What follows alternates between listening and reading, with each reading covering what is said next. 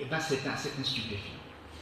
C'est un psychotrope, pardon. C'est un psychotrope, donc il faut qu'on le prenne comme étant un psychotrope et le prescrire de la même manière.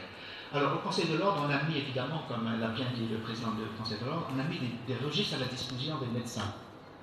Mais on ne peut pas mettre des ordonnances, on ne peut pas mettre des ordonnances parce que l'ordonnance, chacun prépare ses ordonnances avec, si l'ordonnance c'est un truc personnel. Alors, je voudrais juste vous dire une chose. En tant que légiste maintenant, vous savez que tous les corps qui viennent de l'étranger, par avion, vont subir une autopsie médico-légale. Soit à Oran, c'est au niveau de HU qu'ils le font.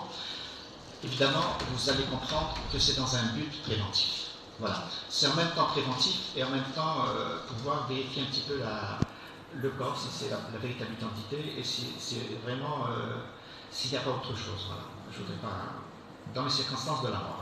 Voilà. Alors, voilà.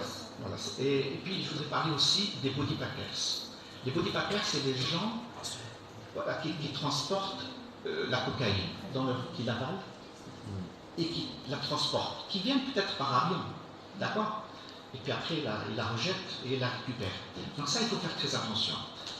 Mais en même temps, c'est très dangereux. C'est très dangereux pour eux-mêmes, pour leur santé, parce que c'est mis dans des sacs en plastique. Et quand ils l'avalent, vous savez que dans l'estomac, il y a de l'acide. Et l'acide peut rompre le plastique, et puis ça se répand dans l'estomac, et donc ça va donner une intoxication. Ça, c'est pour les chirurgiens.